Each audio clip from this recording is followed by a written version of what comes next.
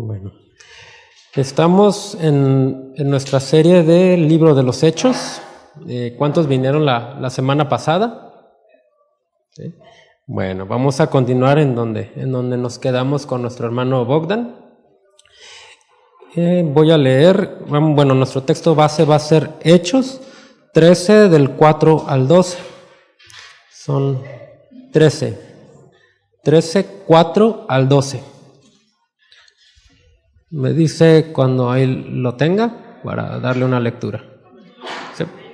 Salud. Dice así en la Reina Valera.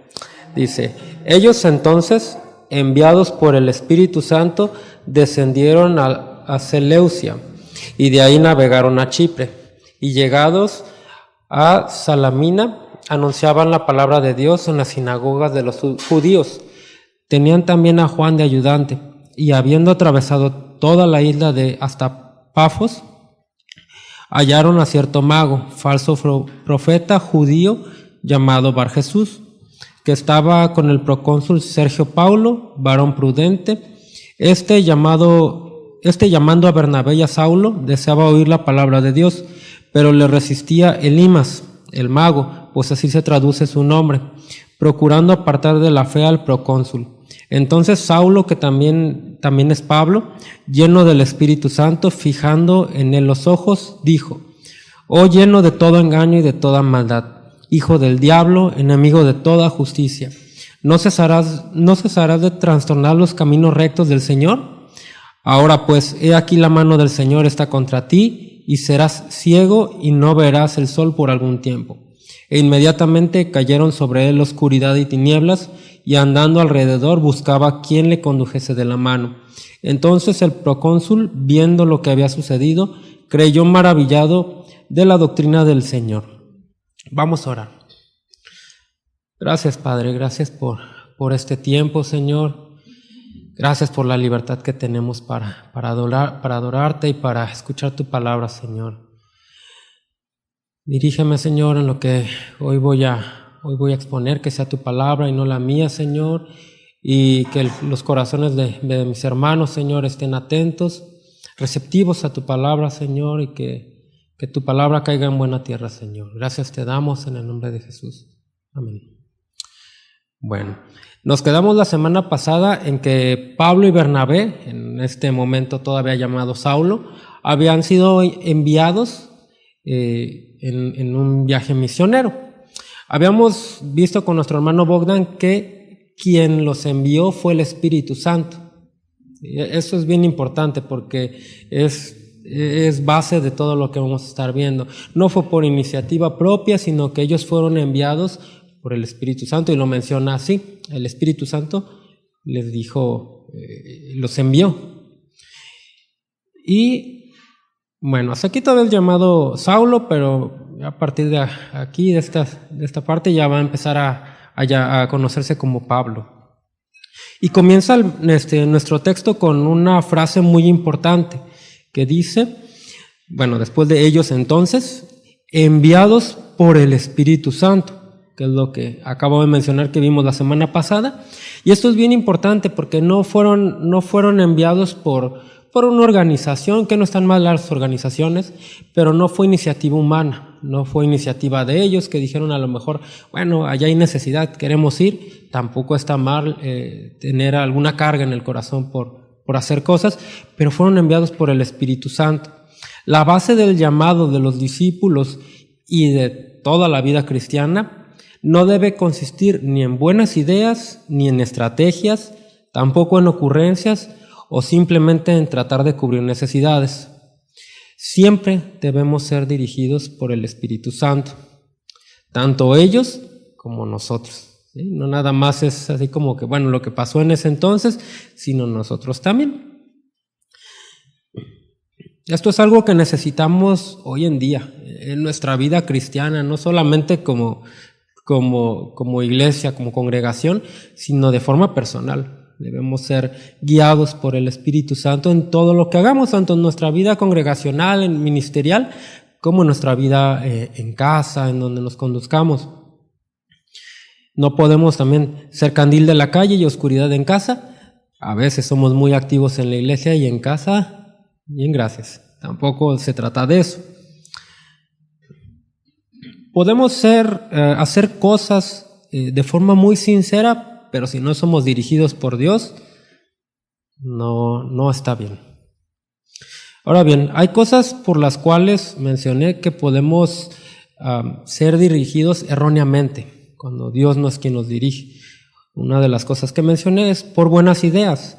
Muchas veces hay cosas que podemos decir, qué buena idea es esto. ¿Cómo no se me ocurrió antes? Y podemos pensar, aunque sea algo bueno, una buena idea, a veces podemos decir, qué buena idea, y no le preguntamos a Dios en ningún momento. Y si no es guiado por el Espíritu Santo, esa idea no es buena. Debemos ser guiados por el Espíritu Santo siempre y tenemos que ir a Él, aunque la idea parezca formidable. ¿Sí? También muchas veces podemos ser guiados por buenas estrategias, que también va de la mano con la anterior. ¿Por qué? Porque hoy en día en el mundo evangélico abundan las estrategias, ¿no? Hay libros de estrategias para todo y cosas buenas, pero solamente son estrategias, que es humanismo, a fin y al cabo. Si Dios no está en medio de ello, es humanismo. Incluso hay una muy conocida, que es la estrategia del igle crecimiento. No sé si alguien la haya escuchado, pero es una serie de pasos, un manual para que la iglesia crezca de forma exitosa, hablando numéricamente. Sin embargo, pues muchas veces se llena de gente, pero Dios no está en medio de eso, porque solamente es una estrategia. No está hablando del discipulado, de la alimentación, porque a veces puede verse grandes números, y sin embargo, pues no, Dios no está ahí. Hay estrategias que, aunque sean externamente bañadas con una chapa de piedad, y utilizan ciertas justificaciones escriturales que se basan en la Biblia, algunos pasajes de aquí y de acá, es peligroso. ¿Por qué? Porque hace un lado a Dios y toma la estrategia. Lo grande es la estrategia, y ese es un error que podemos caer, no solamente en este ejemplo del crecimiento, sino muchas estrategias que uno puede decir, paso 1 para lograr esto, y ese es un error. Son métodos carnales a final de cuentas que tendrán frutos carnales. Las ocurrencias es otra cosa. Muchas veces podemos tener grandes ocurrencias también. O sea, que porque, no sé, se me ocurrió esto de repente y, miren, o sea, y normalmente las ocurrencias tienen como una característica, son como llamaradas de petate, o sea, surgen así y se enciende grande la ocurrencia y sí vamos a hacer esto, y así como inició, se apaga. ¿Por qué? Porque no estaba originado en Dios, estaba originado en una ocurrencia. Tenemos que cuidarnos de las ocurrencias o de los impulsos, que muchas veces son impulsos por el sentimiento. En ese momento a lo mejor, no sé, me sentí muy bien por X razón y dije, o vi un video, por ejemplo, de algún misionero acá y uno dice, yo también quiero, sí, vamos a China, y no, o sea, si no es guiado por el Espíritu Santo, no, o sea, en un mes, unos días, se acaba, ¿no? Tenemos que cuidarnos de esto. Los discípulos no vivían por ocurrencias, vivían guiados por Dios. Ahora bien, las ocurrencias son la causa de que muchas veces grandes proyectos pues aparentemente muy buenos, comenzaron y crecieron, pero se dejaron tirados. Un ejemplo lo vemos todos los principios de año, los gimnasios. Los gimnasios están llenos en enero, ¿no? O sea, todo el mundo quiere ponerse a dieta, hacer ejercicio, etcétera, pero ya para marzo ya están vacíos otra vez. Ya nada más quedaron los que no eran ocurrencias, sino realmente tenían el propósito de hacer ejercicio bien. Bueno, en el caso del ejercicio, pero ministerialmente también pasa esto. Otra cosa que podemos confundir son las necesidades, y este es un punto bien importante. ¿Por qué? Porque siempre van a haber necesidades. O sea, siempre, tanto en nuestra vida personal como en la congregación, van a haber necesidades de muchos tipos y que se tienen que cubrir. Por ejemplo, algún imprevisto que surgió en casa, algo que pasó, donde uno puede decir, tengo que cubrir rápido esta necesidad porque es una necesidad. Sin embargo, si yo no soy guiado por Dios, puedo equivocarme, me voy a equivocar, voy a tomar decisiones erróneas. A nivel ministerial también. Ahora bien, ¿qué pasa cuando se va a abrir, por ejemplo, allá en Londres, en Casa de Oración Londres, con nuestros pastores Borboa? Ellos tenían una necesidad. Ese es un ejemplo bueno, no es de un error, sino al contrario, algo que se hizo bien. ¿Qué necesidad? Bueno, faltaban servidores, ¿no? O sea, por ejemplo, servidores en la alabanza o en las áreas, porque era una iglesia que apenas se estaba formando. Una necesidad es esa. ¿Cuál es el error que cometen en muchos lados? ¿Quién sabe tocar? Ese. Hay que subirlo porque no hay nadie. Nadie afinado, ni, bueno, tú medio afinas, súbete. Ese es un error. Orillado por una necesidad real. Hay una necesidad, pero si no vamos a Dios, Dios no va a decir, no, sí sube a aquel, vive como un profano completamente, pero súbelo. No, Dios no va a decir eso. Pero si nos dejamos ir por la necesidad, vamos a cometer errores. Allá que se hizo, se discipuló a las personas y hubo un proceso. Ya posteriormente, bueno, ya puede servir. Perfecto. Son decisiones ya guiadas por Dios. Ahora bien,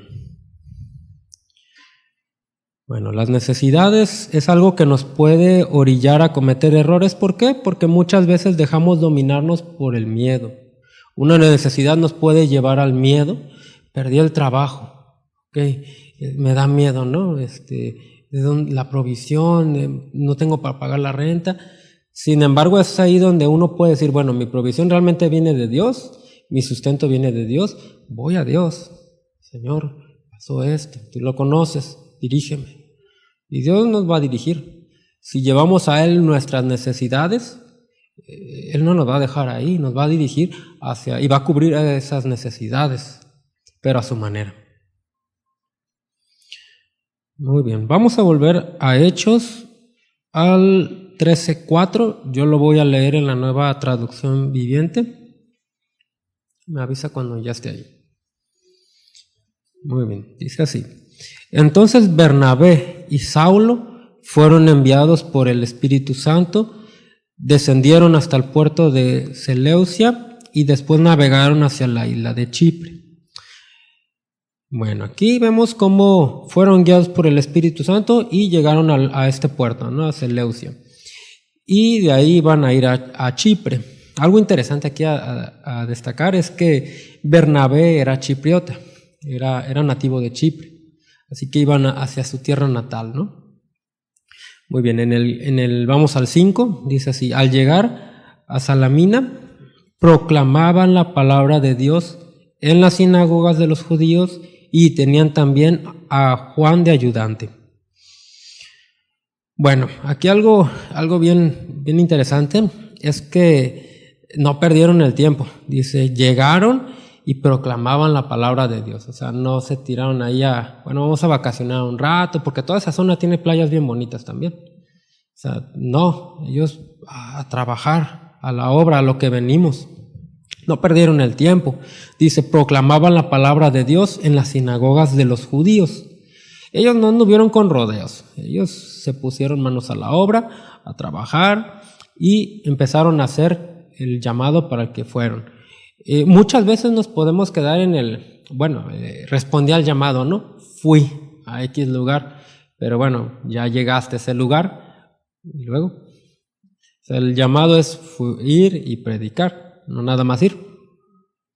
Ahora bien, llevándolo a nosotros, cuando Dios nos hace un llamado o nos da una instrucción de forma personal, ¿qué tan rápido atiendo el llamado? ¿Soy pronto para decir, voy a obedecer? Ya estoy aquí, Dios ya me dijo, obedezco. O le damos 1000 vueltas al asunto, porque muchas veces hay personas que piden 10,000 confirmaciones a Dios. No, es que Dios no me ha confirmado esto. Y todavía no me ha confirmado, y Dios ya le confirmó hace 10 años. O sea, y muchas veces esto se convierte en un pretexto. No está mal pedir confirmación a Dios. Es bueno. Pero muchas veces nos escudamos en, estoy esperando que Dios me confirme, y pues no es cierto. Simplemente uno no quiere dar el paso. Bernabé y Saulo no solo obedecieron el llamado de ir, ese era el primer paso, aquí ya estaban proclamando la palabra de Dios. Y este versículo nos comenta o nos menciona aquí que tenían como ayudante a Juan Marcos. Más adelante va a entrar en relevancia Juan Marcos. Dicho sea de paso, él fue el que escribió Marcos, el Evangelio de Marcos. Bueno. Otra cosa importante, vemos a Juan Marcos que iba como ayudante, no iba como sirviente o como, no, iba a ayudar. Si bien los que tenían ahí el peso de la autoridad eran Bernabé y Saulo, Juan Marcos ahí iba con ellos. Y eso es importante porque él iba viendo, él iba aprendiendo de gente con mayor madurez que él. Ahora bien, aquí el que llevaba el mando, digamos, de alguna manera, en cuanto a madurez, era el primero que se nombra. En ese caso es Bernabé. Bernabé era el encargado ahí. Después iba Saulo y, bueno, el ayudante de ellos era Juan Marcos. Vamos al 13:6. Voy a leer en la Nueva Biblia de las Américas. Dice así. Después de haber recorrido toda la isla hasta Pafos, encontraron a cierto mago, un falso profeta judío llamado Barjesús. Ahora bien, es padre esta parte porque, bueno, a lo mejor se nos puede ir desapercibido, pero Pafos está al otro extremo de Chipre. O sea, ellos, digamos, descendieron en un lado de Chipre. Chipre es una isla. Y atravesaron, dice aquí que lo recorrieron, pero literalmente atravesaron toda la isla, la recorrieron de punta a punta. Así que estuvo intenso el trabajo, ¿no? No nada más se quedaron en la zona, porque pues aquí podemos, bueno, llevándolo a nuestra ciudad, podemos decir, no, pues estuve trabajando en Los Olivos, ¿no? En la colonia. Pero no, ellos recorrieron distancias grandísimas. Como si de aquí a Camino Real y hasta allá y a Los Cabos. Era rudo, era una isla. Y la atravesaron predicando. Y dice aquí que en Pafos encontraron a cierto mago, un falso profeta judío llamado Barjesús. Bueno, aquí describe a esta persona con varias características. Primeramente dice que era un mago y falso profeta. Pero aparte dice otra cosa, porque a veces podemos quedarnos en eso. Pues era sí, el mago o falso profeta, ¿no? A veces nos quedamos en que era un mago y ya. Pero no, dice que era judío, no era un gentil. ¿Por qué es la importancia de esto? Bueno, porque si vamos, bueno, acompáñenme a Deuteronomio 18, del 9 al 14. Vamos a ver qué le dijo Dios a su pueblo respecto a estas prácticas. Me dicen cuando lleguen. Muy bien. Dice, cuando entres en la tierra que el Señor tu Dios te da, ten mucho cuidado en no imitar las costumbres detestables de las naciones que viven ahí.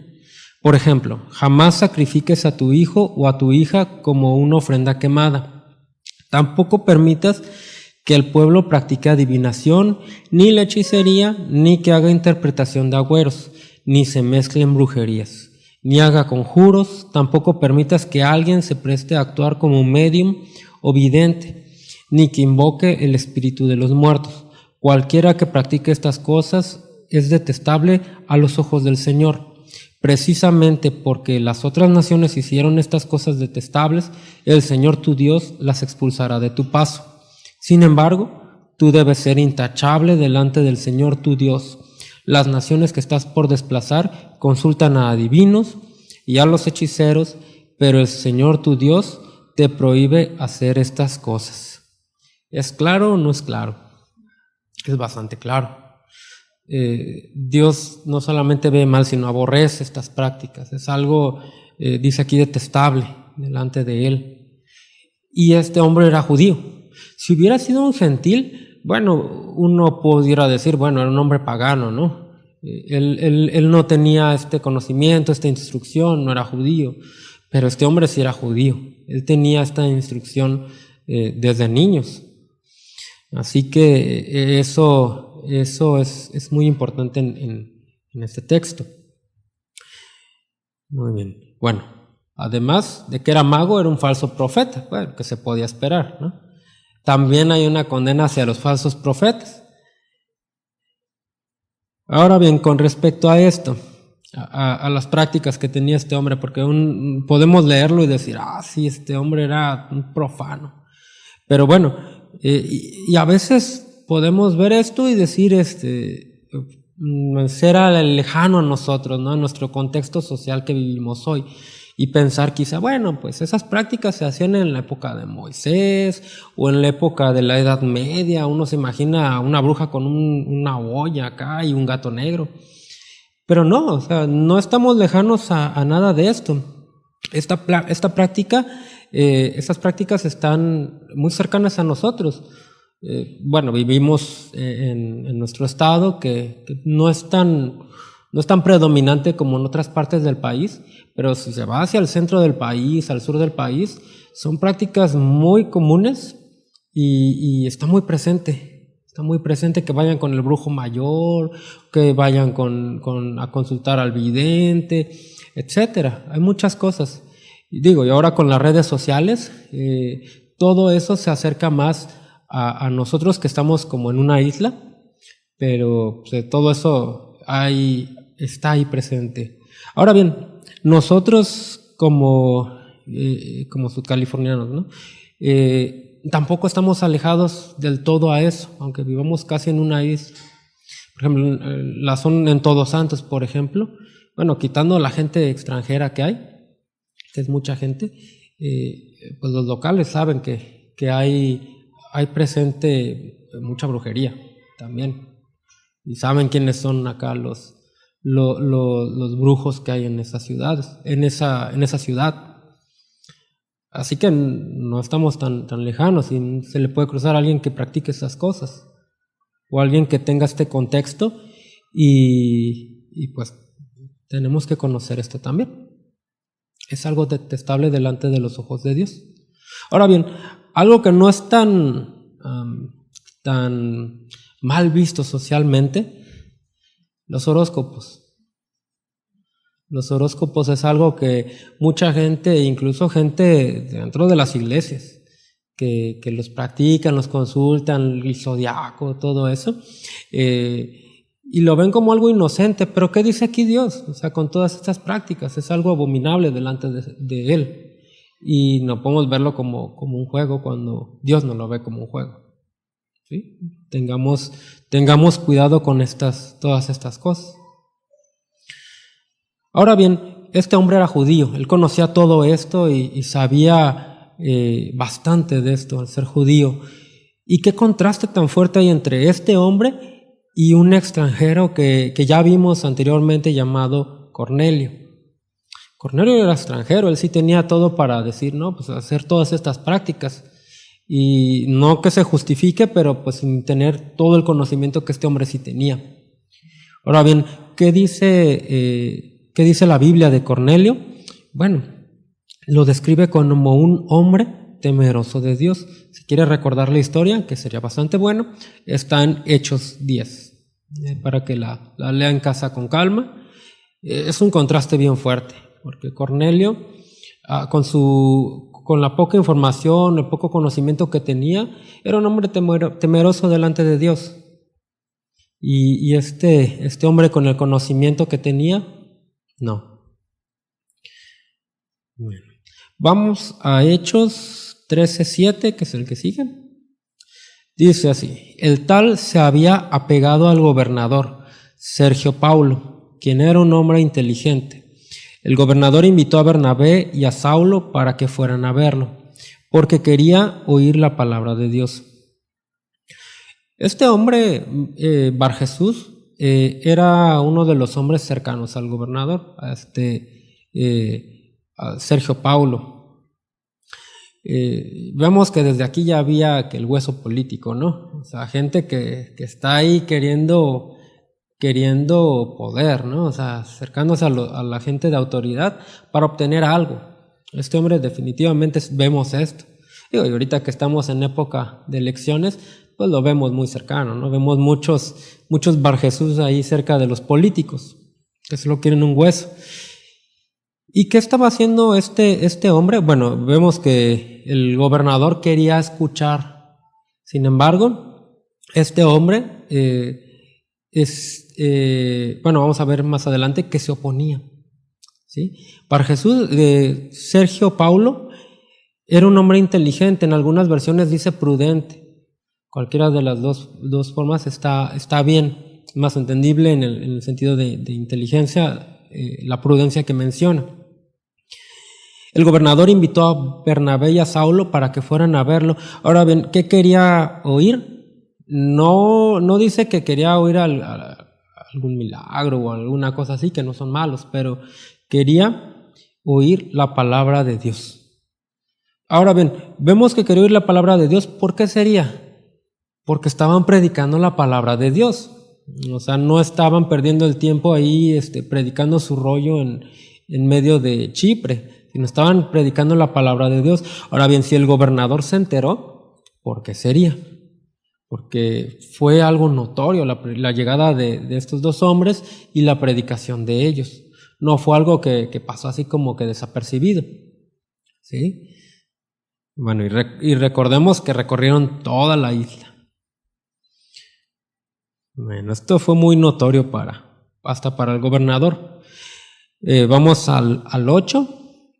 Dice, pero Elimas, el hechicero, esto es lo que significa su nombre en griego, se entrometió y trataba de persuadir al gobernador para que no prestara atención a lo que Bernabé y Saulo decían. Trataba de impedir que el gobernador creyera. Bueno, aquí vemos otro nombre con el que se le conoce, ¿no? Esto ya es en griego, Elimas. Se entrometía, trataba de persuadir, de convencer al gobernador de que no prestara atención a la predicación. O sea, estaba ahí en medio. ¿Y por qué la insistencia? Bueno, hay varias razones. Uno, porque pues está su hueso de por medio, ¿no? O sea, la influencia política que él quería alcanzar, él veía ahí un peligro, porque decía, no, pues va a ser un lado y va a meter a ellos en lugar mío. Porque estas personas lo que quieren es la atención de la gente influyente como él. Ahora bien, otra cosa muy importante, recordando, él era judío, Elimas o Bar Jesús. Por lo tanto, él conocía lo que Dios dice acerca de las prácticas que él hacía. Por lo tanto, si el gobernador creía en el evangelio, se convertía, ¿qué iba a pasar? Pues le iban a decir acerca de estas prácticas, le iba a decir, pues esto Dios lo aborrece, pues hay que quitarlo completamente. Y él veía un peligro también ahí, peligraba su posición ahí con el gobernador. Así que por todos lados, él se entrometía y decía, no quiero que me quiten mi hueso aquí alrededor del gobernador. Muy bien.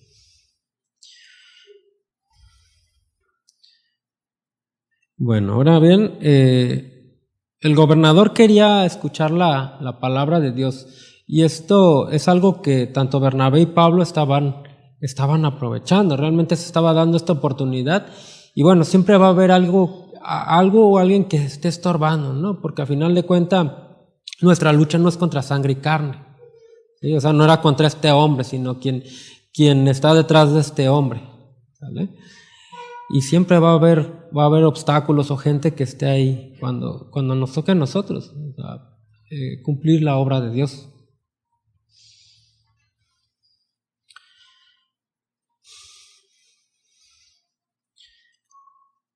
Ahora bien, aplicándolo a nosotros también, este hombre Limas también lo tenemos nosotros hacia nuestra vida personal. ¿Por qué? Porque muchas veces se nos predica la palabra o nosotros leemos en casa la palabra y va a haber un Elimas. O sea, no una persona física, pero va a haber un Elimas en cuanto a una distracción, algo que va a estar ahí estorbando. Muchas veces, bueno, en esta ocasión, en esta época vivimos en una época de las comunicaciones y esto implica una era de distracciones. Abundan las distracciones hacia donde voltee. Todo mundo anda buscando que volteen hacia algo. Publicidad, vemos en las redes sociales y todas las redes sociales se pelean por la atención de la gente. Vemos eso y lo vemos muchos en carne propia. Por ejemplo, vemos en distintas redes sociales fragmentitos de video. ¿Cuánto toman? Unos segundos que parecen inocentes. Un video no está mal, es divertido, es chusco, incluso hasta educativo. Unos segundos, 5, 10 segundos, que son 10 segundos. Pero ¿qué pasa? Después de ese video sigue otro, de también unos segundos, y otro. Y no se detienen. Y son videos interesantes en algunos casos, muy buenos, hasta bíblicos pueden ser algunos, pero nos están quitando el tiempo. Y no nos damos cuenta, decimos 5, 10, 15 segundos, ¿qué son eso? Y de repente vemos y ya pasaron 2 horas. Y son distracciones. Y aunque digamos, bueno, yo no veo esos pequeños videos o reels que hay, o TikTok, etcétera.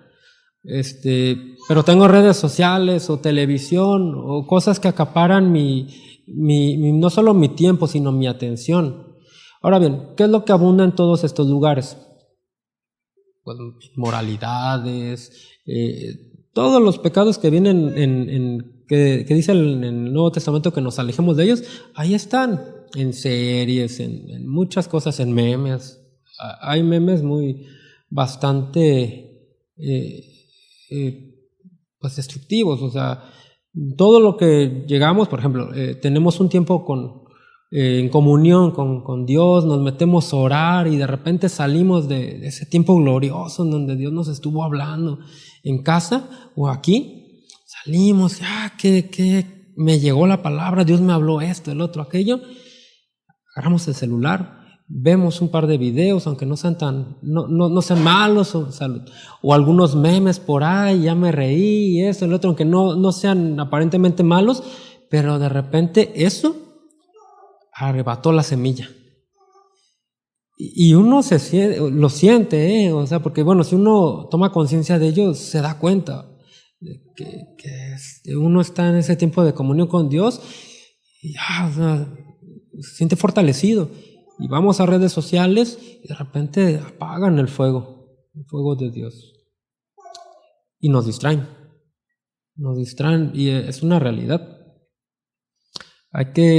Tenemos que considerarlo todos. No se los digo desde un peldaño arriba, ¿no? O sea, todos estamos en el mismo costal.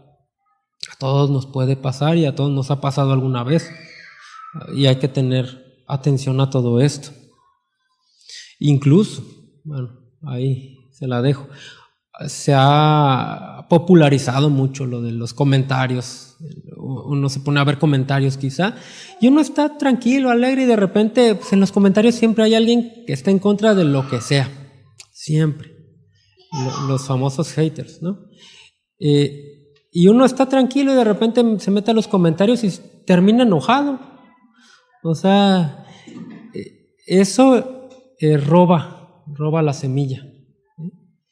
Hay que tener cuidado con estas cosas aparentemente inocentes, que no son inocentes, son sutiles. Bueno, acompáñenme a Mateo 13, del 3 al 9. Yo lo voy a leer en la Nueva Traducción Viviente. Me dice cuando esté ahí. Bueno, vamos. Dice así: escuchen, Un agricultor salió a sembrar. A medida que esparcía las semillas por el campo, algunas cayeron sobre el camino y los pájaros vinieron y se las comieron. Otras cayeron en tierra poco profunda, con roca debajo de ella. Las semillas germinaron con rapidez porque la tierra era poco profunda, pero pronto las plantas se marchitaron bajo el calor del sol y como no tenían raíces profundas, murieron. Otras semillas cayeron entre espinos, los cuales crecieron y ahogaron los brotes. Pero otras semillas cayeron en tierra fértil y produjeron una cosecha que fue 30, 60 y hasta 100 veces más numerosa de lo que se había sembrado. El que tenga oídos para oír, que escuche y entienda. Vamos ahí mismo en Mateo 13, del 18 al 23. Es la explicación que da Jesús acerca de esta parábola. Dice así: escuchen ahora la explicación de la parábola acerca del agricultor que salió a sembrar.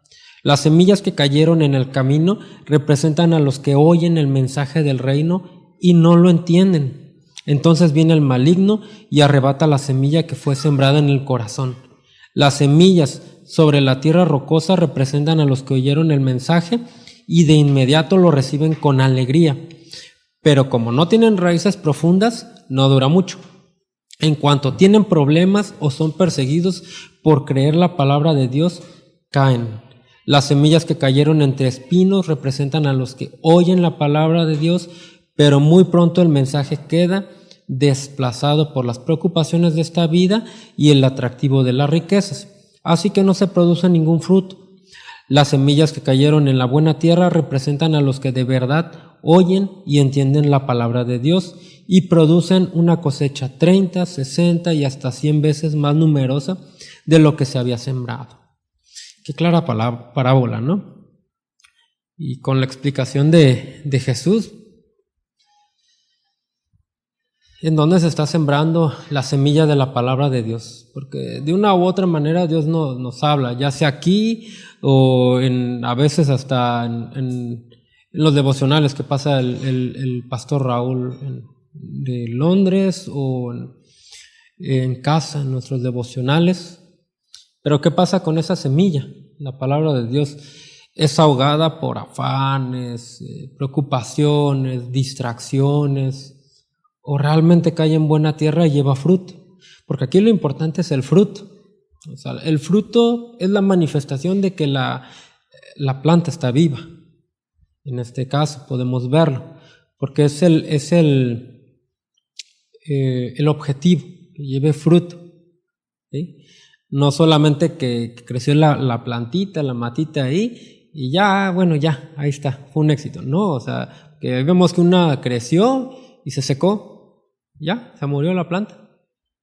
No, o sea, si un agricultor va a sembrar, el punto aquí no es solo que un árbol de sombra, porque es un agricultor, o sea, no vive de la sombra, vive del fruto que da ese árbol.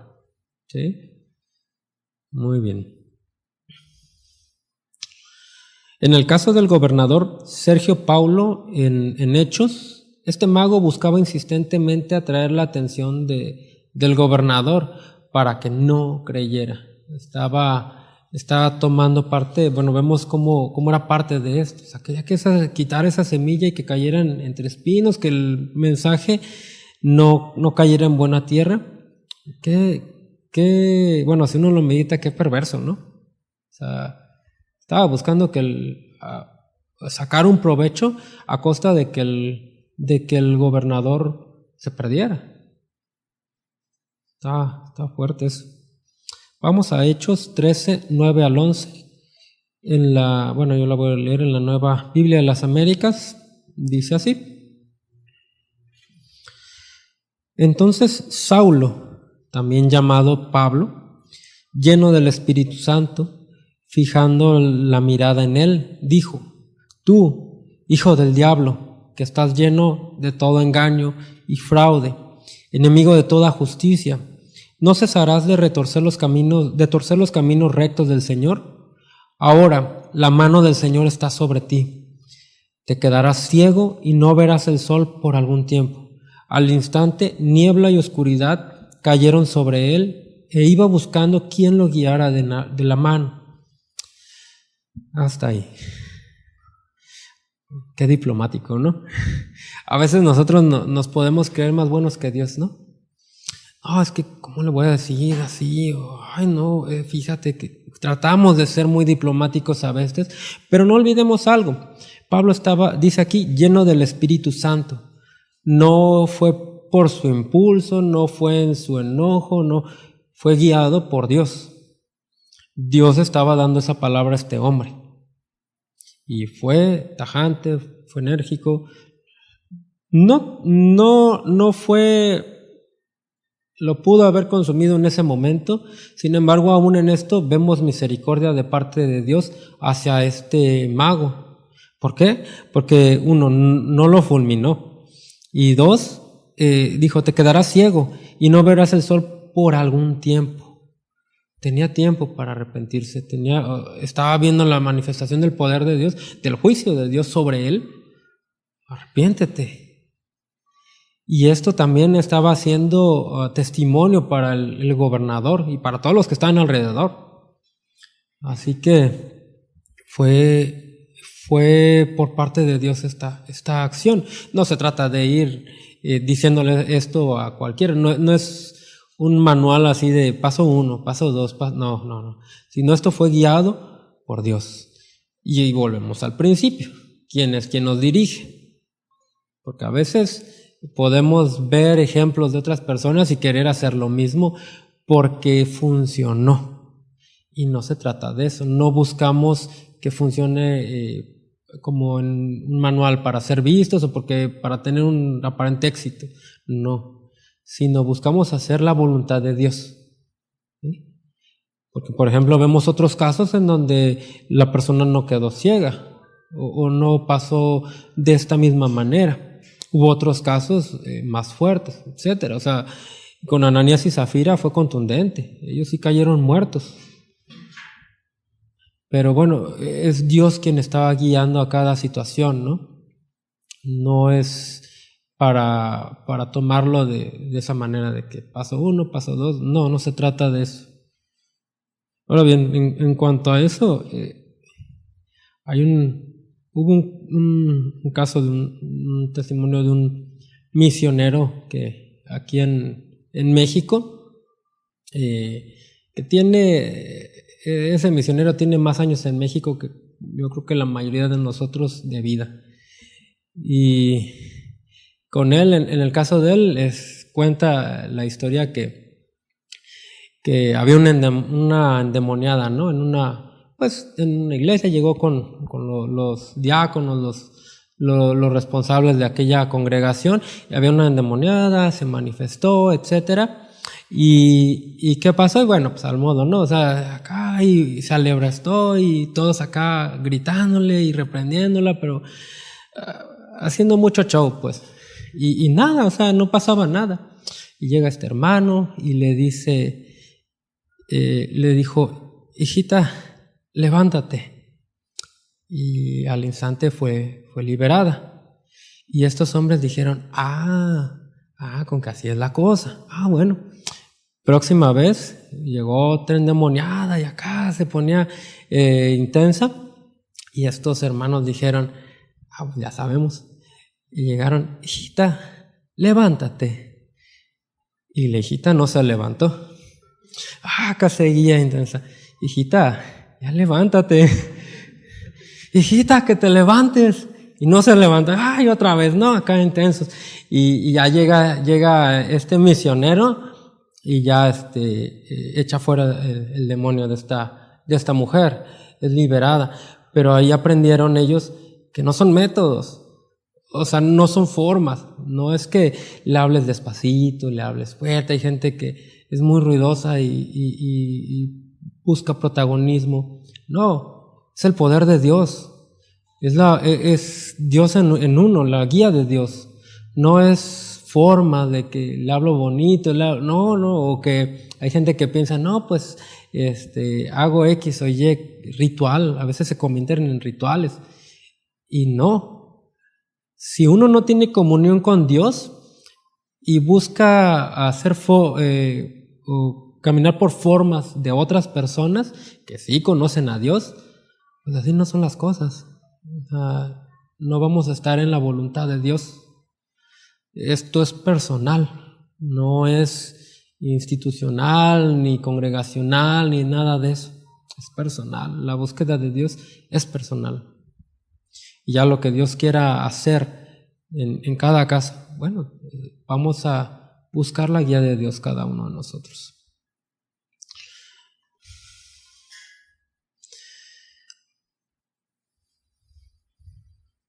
Vamos ya concluyendo a Hechos 13:12.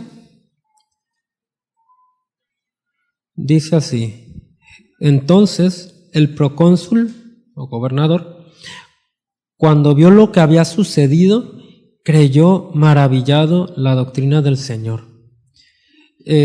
Bueno, aquí vemos cómo esto tuvo un propósito. O sea, no fue nada más, cumplió varios propósitos. Uno, hizo a un lado a aquel hombre que estaba estorbando la palabra de Dios, pero también fue visible al procónsul. Ahora bien, el procónsul no estaba buscando señales, milagros, cosas así. El procónsul estaba buscando escuchar la palabra de Dios. Y eso es algo que es bien padre, porque ellos jamás lo llevaron hacia otra cosa, hacia lo espectacular, los milagros, lo espectacularmente humano, o los milagros o esas cosas, aunque sí ocurrió, pero no fue el fin, sino fue un medio que Dios usó para un propósito. Dice, el procónsul vio lo que había sucedido y creyó, maravillado, ¿de qué? De la doctrina del Señor. Aquí la doctrina del Señor es lo que debemos de predicar. O sea, ellos lo predicaban con poder, porque era algo real en sus vidas. No solamente eran palabras así nada más, una predicación como quien se para en una calle y de ahí se va a la cantina, ¿no? Tenemos que, el poder de Dios se manifiesta a través de nuestras vidas hacia los demás con nuestras vidas. O sea, vivimos en medio del mundo, el mundo nos ve cómo vivimos.